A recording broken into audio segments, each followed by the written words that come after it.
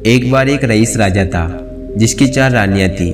वो अपनी चौथी रानी को सबसे ज़्यादा प्यार करता था। उसे महंगे कपड़े से लादे रहता था और बेहतरीन खाना खिलाता था।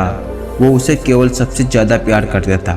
वो अपनी तीसरी पत्नी से भी बहुत प्यार करता था और उसका आसपास के राज्यों में बखान करता था, मगर उसे डर था कि वो एक दिन उसे किसी और के लिए छोड़ देगी।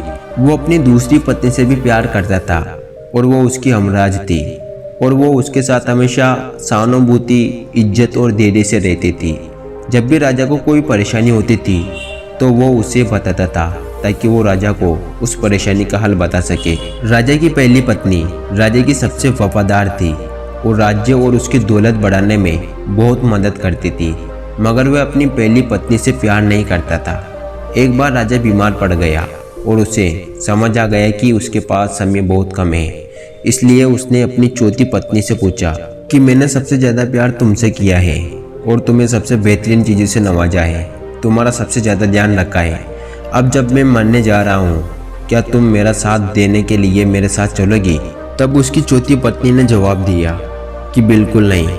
उसकी बात राजा को छुरी की तरह चुभी।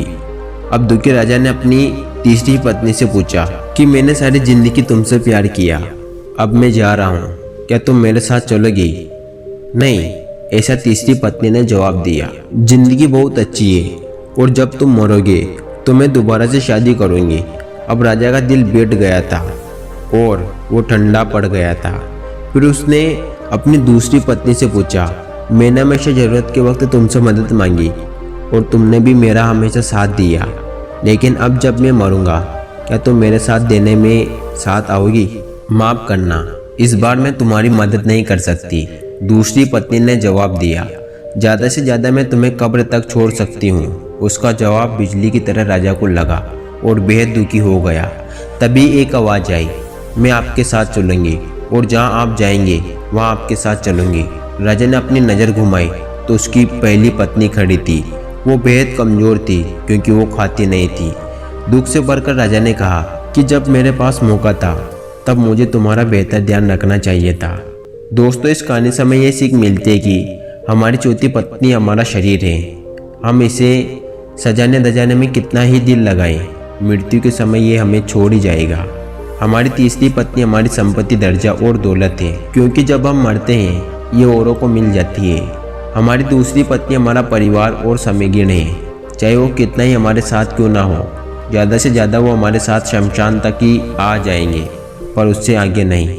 हमारी पहली पत्नी हमारी आत्मा है, जो अक्सर दौलत, ताकत और अहंकार से बेध्यान हो जाती है, मगर हमारी आत्मा ही एक ऐसी है जो जहाँ हम जाएंगे वहाँ तक जाएगी।